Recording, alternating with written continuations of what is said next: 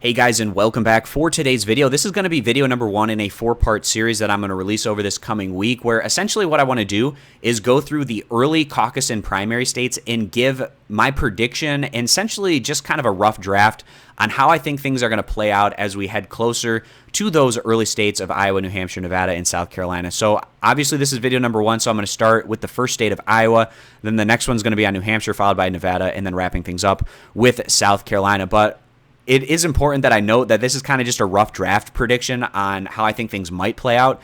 I still want to wait till we get all of the relevant polling data, as well as we have some more debates to go through and kind of just how the narrative changes or perhaps stays the same. We'll see if that is the case or not over the next handful of weeks before heading into these states, before I make that final prediction. And then, of course, after we get the real vote numbers out of these states, going to compare my predictions, where I was right, where I went wrong, to what actually happened. And to get all of those videos, I'd love to have you guys along for this exciting ride. Consider clicking that subscribe button. So going to start here in the state of Iowa, and perhaps the toughest state to predict right now out of the first 4 results, given how the polls have really been all over the place in Iowa over the past handful of months in terms of the top 4 candidates, where at different times you've had, more so earlier on in the process, Biden showed a lot of strength, and then Elizabeth Warren started showing a lot more strength. More recently, it's been Pete Buttigieg that's shown a bit more strength, and kind of Sanders being really steady throughout that process, kind of in that second place range, maybe every now and again, showing that he has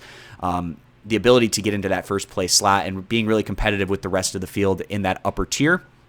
Now, I think out of all the top 4 candidates, the one that has the least chance to go on and get first place, I think at this point, is Joe Biden, given how he's really receded back in the Iowa polls over the past handful of weeks and recent months. But beyond that, when you take a look specifically at Iowa, they don't necessarily go with just who's the national frontrunner, the perceived individual that has the best chance to go on and win the nomination. They take this process very seriously, being the first state to cast their ballot for the nominee of these different parties, obviously the Democratic or Republican Party. And if we just go and take a look at recent history, back in 2008 anyways, we had a situation where kind of that national frontrunner was perceived to be Hillary Clinton, but Iowa right out of the gate had Barack Obama go on and win, and that was a big catalyst in Obama being able to show that he could have success and go on and win the nominating process. Really, the big knock on Obama early on was people were worried that he wouldn't be able to do well enough among white voters to be able to win in a general election against the Republicans, and he showed that that was not going to be the case right away in Iowa, where he did extremely well among those white voters to go on and win the state. But again, he wasn't perceived as the national frontrunner at the time and was able to win the state.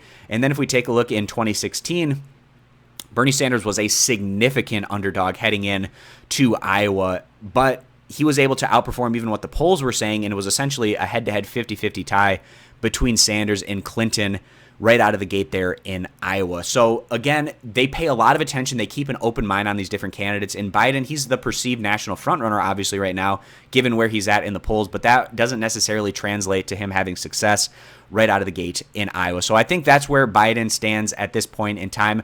I could see a possible scenario where he's maybe able to move his way up to 3rd or 2nd place, but I'm really skeptical that he's going to be able to win the state of Iowa. So then in 3rd place, this might be a little bit of a surprise to you guys, but I think Pete Buttigieg is going to get 3rd in Iowa. Right now, the polling average has him in 1st place, but again, like I said, it's extremely competitive at the top, and it's not all about just who's in 1st, 2nd, 3rd, and 4th place in the average of the polls. You also have to dive into the data a bit deeper than that. And when you look closely, Buttigieg has the least committed supporters. That means if anything changes over this next month, the individual that has the most opportunity to perhaps fade back would be a Buttigieg, and he's starting to get a little bit more critical coverage, some tougher questions, and these other candidates are starting to go after him in the debates a bit. We saw this in this past debate where Elizabeth Warren went after Buttigieg in terms of having these big dollar fundraisers, the wine cave incident, and things like that I think can be very effective in attacking Buttigieg in a voter electorate like Iowa. I don't think those Iowa voters are going to be thrilled that he's taking those big money interests, the big money donations behind his campaigns in the Democratic Party, where more of the Democratic elites, these bundlers, they try to prop up these candidates by giving them a ton of resources in the way of cash for their campaign. And again, like I said, I don't think that's necessarily going to play very well in a state like Iowa. And then also Klobuchar went after Buttigieg, going after the fact that he doesn't have a whole lot of experience. he hasn't shown a whole lot in the way of electoral success, specifically on the federal level. And Buttigieg, he makes the claim that, well, if he can win in Mike Pence's Indiana, then he can win the Midwest, and that'll be the difference maker for him in defeating Donald Trump. But there's a significant caveat to that, and Klobuchar brought it up, where when Buttigieg ran statewide in Indiana, he lost when he was trying to become the treasurer by about 25 percentage points. And statewide in Indiana, very different than a small town, well, I guess not necessarily a small town, but a city like South Bend, which is Democratic leaning, certainly. Just because you win in South Bend, that doesn't necessarily transfer to having success throughout the entire Midwest. And the fact that he's very young, not very experienced, I think the more that these candidates kind of harp on that in relation to Buttigieg, I think that's another thing that might knock him down a bit as we lead our way up heading into Iowa. Now, first and second place is obviously either between Sanders or Warren. And I think it could be really close here at the top, not just between Sanders and Warren, but also when you factor in Buttigieg and Biden. But right now in second place, I'm having Elizabeth Warren. She was showing a ton of strength in Iowa just a couple of months ago, kind of when she was making her run up nationally through September and into October. Now, she has fallen back a bit in the state over the past month. And I think some of that Warren support has maybe kind of been splitting off between individuals like a Buttigieg, maybe a little bit to Klobuchar, maybe some over to Bernie Sanders. And another thing that might make it tougher for Warren is, in the same vein as Buttigieg, she doesn't have the most committed supporters. In poll after poll that we get, we see Sanders has the most committed supporters, followed by Biden, and then it's usually Warren and then Buttigieg wrapping things up there towards the bottom where they have the least amount of committed support, which means that they can perhaps fluctuate a bit more than what we're seeing from Biden and Sanders. But particularly in Iowa, Warren has shown that she can have strength here, and I don't think that we've seen our last from Elizabeth Warren. A lot of people are counting her out because she's been fading back in the national polls, but I think it's possible that we see a little bit of a resurgence from her before heading into these early states, because we're getting into a situation where the influencers in the Democratic Party, they're seeing, okay, it's essentially a three-person race right now in terms of those who have a very legitimate chance to win the primary, and that's Biden, Sanders, and Warren. And with these influencers in the Democratic Party, they don't want Sanders, clearly, so he's written off immediately. But then they're seeing Biden, the fact that he doesn't seem to have all of his faculties there. They think that he might not be able to run the strongest campaign nationally. He's not doing very well in terms of generating grassroots support and those small dollar donations. So they're kind of skeptical on Biden.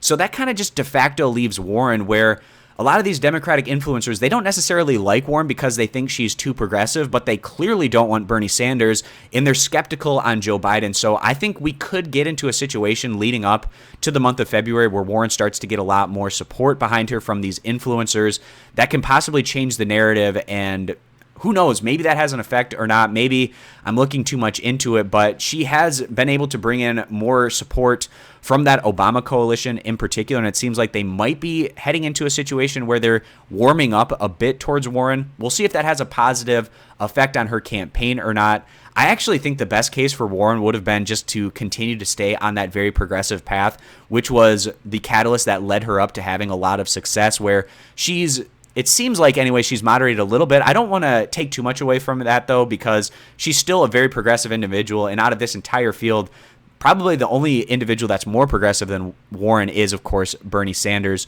So it's not like she's all of a sudden become to Joe Biden or a Pete Buttigieg. And she's still, at least at this point, swearing off that big money influence on her campaign, which is a positive sign. And she still has some very progressive policies that she has come out with through this process. And maybe she gets back into that, where maybe she continues to release or put more emphasis on these progressive policy priorities that she's had throughout this process. But I think that we haven't heard our last from Warren, and she might be able to turn things around at some point. We'll see if that is going to be the case or not. But then, of course, in first place, I have Bernie Sanders. He's been really consistently competitive in these Iowa polls throughout this process. He has the most committed supporters, and particularly the fact that Iowa is a caucus should benefit Bernie Sanders more than any of the other candidates. We saw in 2016 where Sanders consistently outperformed the polls in caucus states, and you might ask, well, why is that?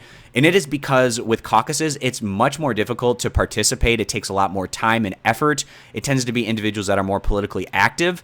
And this is what Bernie Sanders' base is built off of. Also, he has a ton of volunteers. They're knocking on way more doors than any of these other campaigns. That grassroots support, I think, can have a positive impact, where the fact that Sanders has the most committed supporters, and these are individuals that are going to be talking to friends and family members and dragging them out to the caucuses to add that additional support over to somebody like a Bernie Sanders. And I think that at the end of the day makes a difference and is a difference maker in him perhaps going on and showing a lot of strength right out of the gate in a state like Iowa, where one would figure Bernie Sanders is likely to have a very strong case to be made for him. And really, if Sanders doesn't win Iowa out of the gate, I'd start to become a little bit skeptical as his chances to go on and win the Democratic primary nomination as a whole.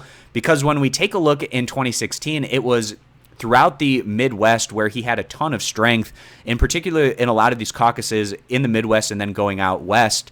And if he's not able to replicate that kind of success in Iowa initially, then it will perhaps be a reevaluation point for the Sanders team. And essentially, they almost have to do really well in Iowa and New Hampshire right out of the gate if they're going to try to close that national gap that we see right now between Sanders, who's polling in second place, and Biden, who is in first place. So Iowa is going to be extremely important to the Sanders campaign and all these other campaigns as well. I'm really looking forward to seeing how it plays out. And this video ended up being way longer than I thought it was going to be, but this is kind of just my rough draft on where I currently initially have things potentially going towards with Iowa. Sanders in first place, Warren in second, followed by Buttigieg, and then Biden in fourth place. The next video, I'm going to be touching on New Hampshire, and I'll either release that tomorrow or sometime in the coming days, and definitely over this next week, I'm going to be releasing individual videos talking about each of these early results. So I appreciate you guys stopping by. Consider subscribing to my YouTube channel, and hope to see you guys back here for my next video.